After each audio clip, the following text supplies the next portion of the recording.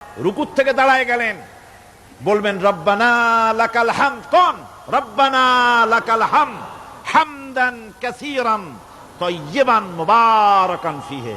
একজন সাহাবী এই দোয়াটা পড়ছিলেন। নামাজ শেষ করে আল্লাহর নবী প্রশ্ন করলেন, নামাজের ভিতরে অতিরিক্ত এই কথাগুলি কে বলেছো? সাহাবী ভয় পেয়ে গেলেন।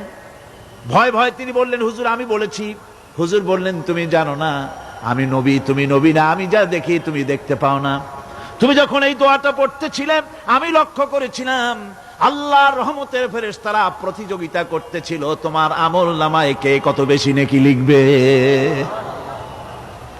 রুকুতে দাঁড়ায়া এটা পড়বেন, সেজদায় চলে যাবেন, দুই সেজদার মাঝখানে ততক্ষণ বসে থাকবেন যতক্ষণ একটা সেজদার ভিতরে ছিলেন। পড়বেন আল্লাহুম্মা গফিরলি ওয়ারহামনি ওয়াহদিনি ওয়াআফিনি ওয়ারযুকনি। নামাজের মধ্যে দোয়া করতেছেন, আল্লাহ আমারে ক্ষমা করে দাও। সব দোয়া সব হুজুরের।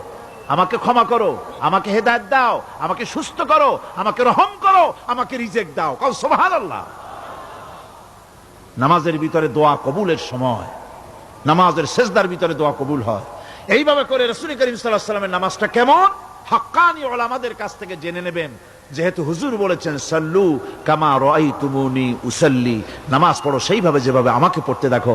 নামাজের ভিতরে একাগ্রতা লাগবে, ভালোবাসা লাগবে, ভয় লাগবে, মুহাব্বত লাগবে।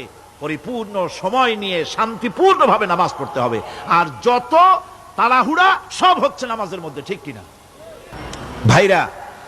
রাসূল করিম সাল্লাল্লাহু আলাইহি ওয়াসাল্লামের যে নামাজ, হুজুর যেভাবে নামাজ পড়েছেন হাদিসে যা পাওয়া যায়, হাদিসে বুখারীতে সব আছে, দেখে নিবেন, সেইভাবে নামাজটা আদায় করে নিবেন।